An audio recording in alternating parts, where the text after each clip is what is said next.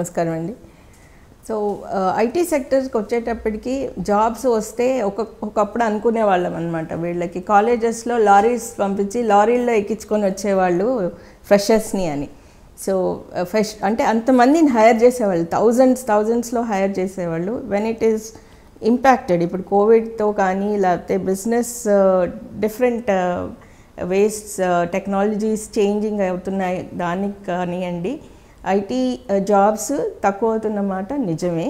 కాకపోతే ఎలాంటి జాబ్స్ నుంచి అంటే ఎలాంటి వాళ్ళు బయటికి రావాల్సి వస్తుంది అంటే చాలా మటుకు అంటే వాళ్ళకి వచ్చే బిజినెస్, ఒక క్లయింట్ నుంచి వచ్చే బిజినెస్ ఇంపాక్ట్ అయ్యి బికాజ్ ఆఫ్ కోవిడ్ వల్ల ఇంపాక్ట్ అయ్యి, లేకపోతే వేరే దేశాలకి అలాంటి క్లయింట్స్ వెళ్ళిపోవడం వల్ల మనకి ఆ క్లయింట్స్ ఆ కంపెనీస్లో రిపీట్ బిజినెస్ ఇవ్వకపోవడం వల్ల ఆ మొత్తం టీమ్స్ని రీస్ట్రక్చర్ చేస్తున్నారు. అంటే అందులో ఆ టీమ్స్లో ఉన్న బెస్ట్ ఎంప్లాయీస్ బాగా నేర్చుకోగలుగుతారు, కొత్త టెక్నాలజీలో వర్క్ చేయగలుగుతారు, మంచి యాటిట్యూడ్ ఉంది అంటే వాళ్ళని రీటైన్ చేస్తారేమో. కానీ తర్వాత పర్ఫార్మెన్స్ లెవెల్స్ తక్కువ ఉన్నాయనో లేకపోతే ఆ టెక్నాలజీ ఇప్పుడు మనం వాడట్లేదనో అలాంటి వాళ్ళని తీసేయడం జరుగుతుంది. ఇంకొకటి మేజర్ ఇంపాక్ట్ మేనేజీరియల్ క్యాడర్ కూడా వస్తుంది. ఎందుకంటే వర్క్ ఫ్రమ్ హోమ్ అయింది కాబట్టి చాలా మటుకు మేనేజీరియల్ ఎబిలిటీస్ ముందున్న నీడ్ అవసరాలు ఇప్పుడు అనిపించట్లేదు.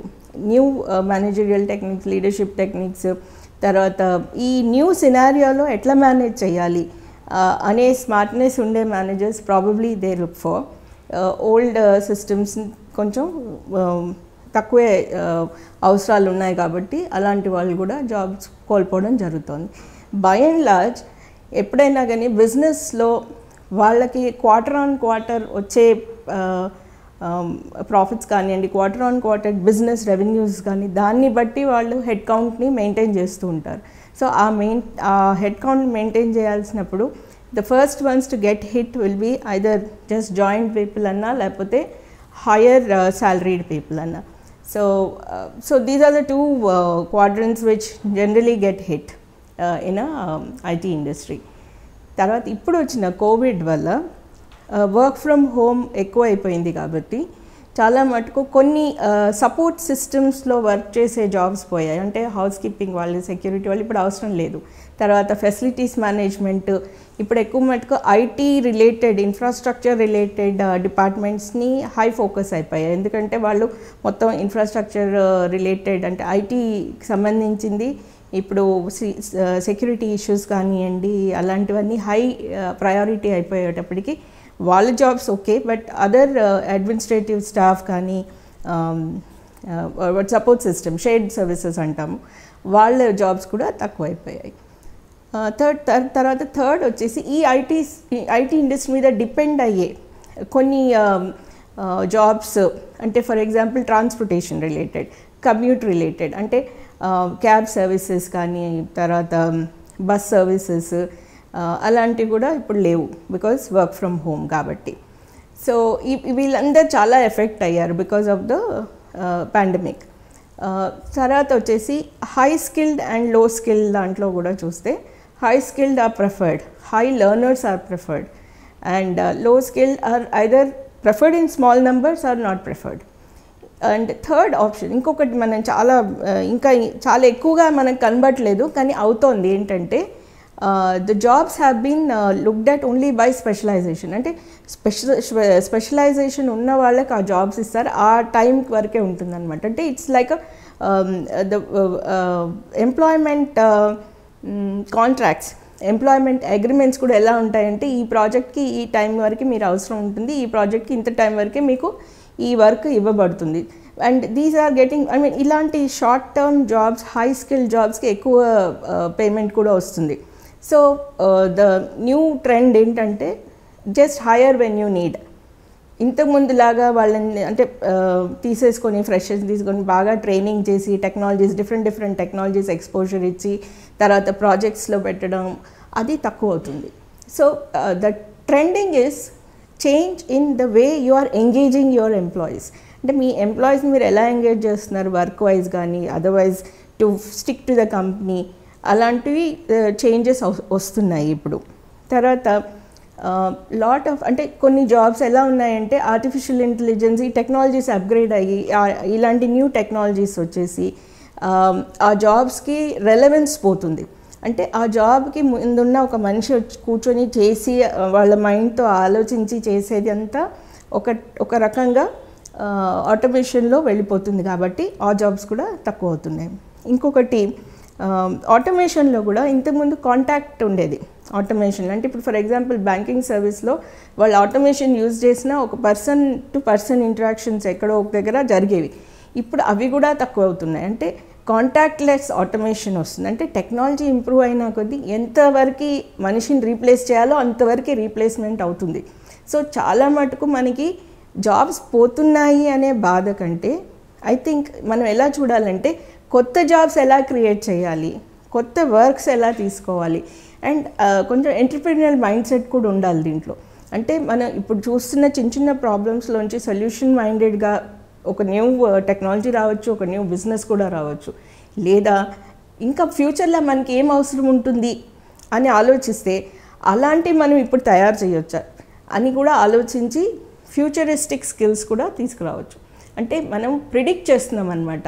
ఈరోజు కరోనా ఉండడం వల్ల మనం మాస్క్ వేసుకుంటున్నాము, గార్డ్స్ పెట్టుకుంటున్నాము, శానిటైజ్ చేసుకుంటున్నాం. ఇంకా ఫ్యూచర్లో మనం ఒకసారి ఎకానమీ ఓపెన్ అయితే ఎలాంటి మెషర్స్ తీసుకోవాలి అని ఇప్పుడే ఆలోచిస్తే దానికి కావాల్సిన సదుపాయాలకు కూడా మనం ఇన్నోవేషన్ చాలా అవసరం ఆర్ ప్రాసెస్ సెట్ చేసుకోవచ్చు. సో ఇలాంటి న్యూ జాబ్స్ వస్తాయి. మరి న్యూ జాబ్స్ ఎవరికి వస్తాయి? ఎవరైతే చాలా అవేర్ ఉందంటే వాళ్ళకి చాలా అవగాహన ఉంది ఎక్కడ మనం మూవ్ అవుతున్నాం, మన ఎకానమీ ఎక్కడ మూవ్ అవుతుంది, మనం అవసరాలు ఎక్కడ మూవ్ అవుతున్నాయి, మనకి ఎక్కడ రిస్క్ ఎక్కడ ఉంది, ఎక్కడ మనం డబ్బులు పెడితే మల్టిప్లై అవుతుంది, ఇలాంటివన్నీ ఆలోచించవచ్చు మనం. సో ఈ సిచ్యువేషన్లో ఉన్నాం మనం. చాలా మటుకు మనం గమనిస్తే last 1 yearలో there has been a lot of improvement in the technology and in healthcare and education sector. So new jobs ఎక్కడ వస్తాయంటే మనము టెక్నాలజీ ఎనేబుల్మెంట్ ఈ సెక్టర్స్లో చేస్తే there is a market for them, ముఖ్యంగా ఎడ్యుకేషన్ సెక్టర్లో. సో ఎడ్యుకేషన్ సెక్టర్ అంటే అందరు టీచర్స్ని replace చేయడం కాదండి, మనం టీచర్స్తో ఎనేబుల్ చేయాలి, టెక్నాలజీ ఎలా వాళ్ళతో యూజ్ చేయించాలనేదే we should be looking at, because we cannot replace a teacher who has a knowledge to teach. So అది మనం ఎంత ఇన్స్ట్రక్షన్ ఆటోమేషన్ చేసినా కానీ వీ కాంట్ రీప్లేస్. బట్ వాళ్ళకి ఎంత మనం టెక్నాలజీ ఎనేబుల్ చేస్తామా, వాళ్ళు ఆ టెక్నాలజీ యూజ్ చేస్తారా, పిల్లల వరకు తీసుకెళ్తారా అనేది that is a challenge now. So దీనికి కావాల్సినవి కూడా new jobs in technology I can understand, I can think of. తర్వాత థర్డ్ థింగ్ వచ్చేసి రోబోటిక్ ఆటోమేషన్. చాలా మటుకు ఈ మధ్య వింటున్నాం ఏంటంటే ఇళ్ళల్లో వెన్ యూఆర్ వర్కింగ్ విమెన్కి చాలా ఎక్కువ స్ట్రెస్ అవుతుంది, ఇంట్లో కూర్చొని వర్క్ చేయాలి, ఇల్లు చూసుకోవాలి, ఇవన్నీ.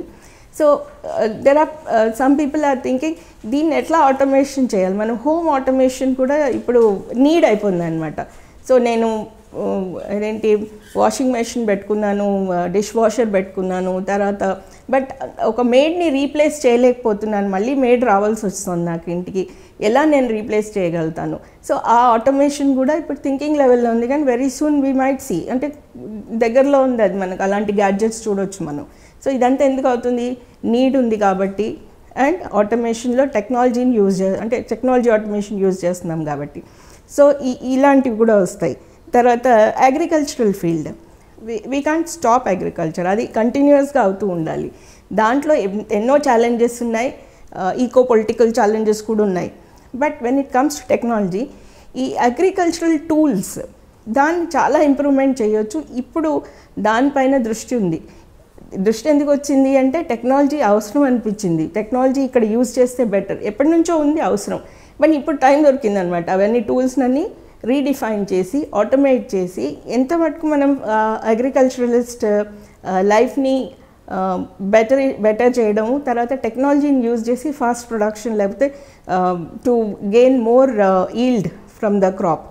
సో ఇలాంటివి. అండ్ ఇంకొకటి చాలా మటుకు ఇంటి దగ్గర ఉండే స్త్రీలు కానివ్వండి, లేకపోతే ఇంతకుముందు పని చేయము అనుకొని ఇంట్లో ఉన్న వాళ్ళు కూడా ఇప్పుడు they started thinking how can I add more money to my family.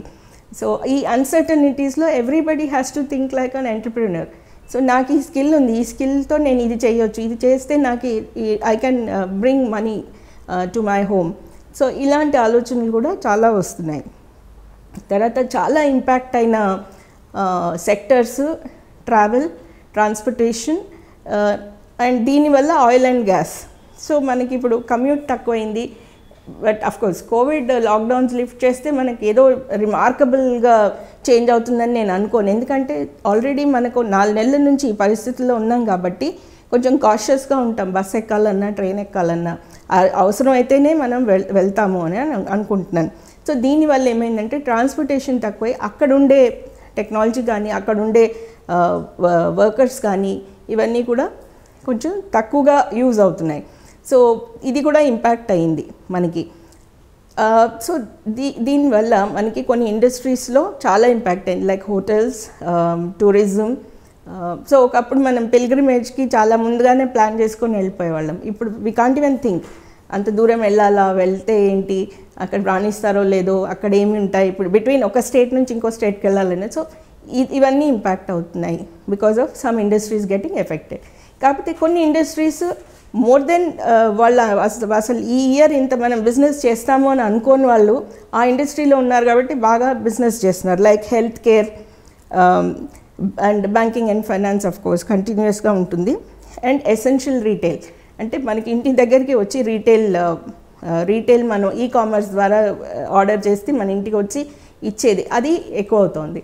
Plus health కేర్కి చాలా ఇంపార్టెన్స్ ఇస్తున్నాము, అక్కడ ఎక్కువ డబ్బులు పెట్టాల్సి వస్తుంది. ఇప్పుడు ఏమైందంటే ఫ్యామిలీ బడ్జెట్స్లో కూడా we're looking at our health budget should go up. So ఇంట్లో ఎవరైనా సిక్ అయితే ఎక్కువ డబ్బులు అక్కడ పోతున్నాయి. సో వీటన్నిటికీ మళ్ళీ connecting back to what are the new jobs coming, వీటన్నిటికీ కావాల్సింది ఒక డిఫరెంట్ స్కిల్స్ కావాలి, డిఫరెంట్ టెక్నాలజీ కావాలి. ఈ మధ్య చాలా మటుకు అప్లికేషన్స్ డెవలప్ చేస్తున్నారు. ఎన్ని అప్లికేషన్స్ వస్తున్నాయంటే almost everybody is thinking and working on, and it's easy to create application. ఇప్పుడు మనం చేయగలిగింది చాలా ఈజీగా, ఎందుకంటే టెక్నాలజీస్ ఎన్ని డెవలప్ అయ్యాయంటే ఈ 4 టెక్నాలజీస్ తీసి కలిపితే ఇంకోటి అప్లికేషన్ కావచ్చు, అంత ఈజీ అయిపోయింది. సో ఈ education sector, health care sector jobs are there. కాకపోతే మనం ఐటీ జాబ్స్ అన్నప్పుడు వీళ్ళు ఈ సెక్టర్స్లో ఎక్కువగా మనం R&D చేసి కానీ ఇన్నోవేషన్తో they can get more jobs అని నేను అనుకుంటున్నాను. ఒక సైడ్ జాబ్స్ పోతున్నాయి కరెక్టే, కానీ ఇంకో సైడ్ జాబ్స్ రావాలి అంటే దే షుడ్ మనకి ఉన్న correct use our intelligence to create more work and more jobs.